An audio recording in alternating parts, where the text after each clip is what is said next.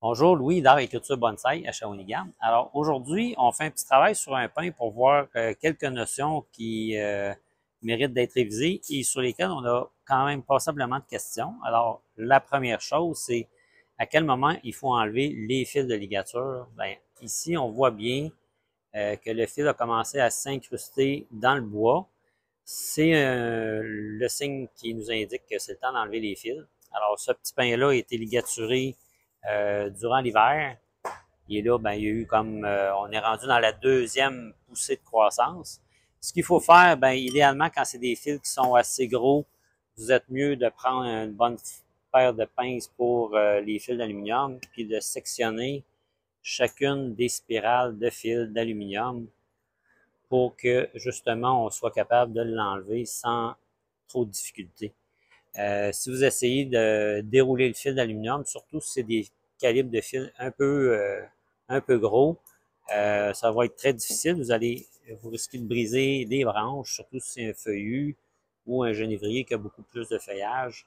Vous allez briser beaucoup de branches et arracher quand même passablement de feuilles. Alors, on ne fera pas le travail ici au complet, mais ça va donner une idée euh, comment procéder pour enlever le fil d'aluminium et à quel moment l'enlever. Ici, on a un petit plan qu'on s'est fait. Donc, pour ce pain-là, c'est un peu le design qu'on avait en tête. Il faut imaginer le pain euh, 3, 3 ans, 5 ans dans l'avenir pour être en mesure de continuer à travailler le design.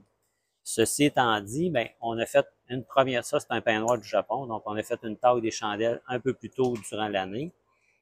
Et ici au sommet, on va avoir une tige, deux tiges, un autre qui part dans le côté, un autre qui est beaucoup plus fort. Ce qu'on veut principalement, vu qu'on va avoir un arbre plutôt compact, on va éliminer tout de suite la grosse pousse de l'année. Je vais enlever ce qui pousse à la verticale.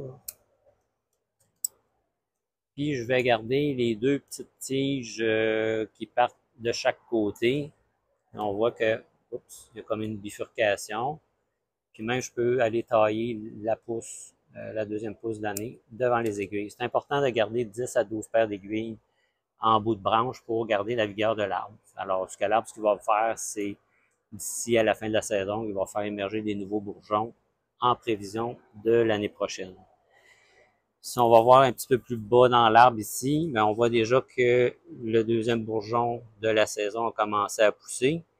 Selon la longueur qu'on veut avoir, on pourrait décider de tailler tout en conservant des aiguilles en bout de branche. Donc ici, je peux enlever la pousse, puis garder encore une fois 8 à 10 paires d'aiguilles. Ici, je vais décider de garder la pousse de la longueur qu'elle est, parce que on est à peu près de la même longueur de chaque côté, donc la distribution d'énergie est à peu près pareille. La pousse est un petit peu moins forte, donc on va la conserver comme ça. C'est le travail qu'il y avait à faire ce temps-ci de l'année. Prochaine étape pour ce petit pain noir-là, il sera rempoté certainement dans un pot un peu plus grand au printemps prochain, lorsque les bourgeons vont avoir commencé à pousser de nouveau. Alors, on espère que ces petits conseils-là vous seront utiles. Continuez de pratiquer, continuez de nous suivre. Arigato!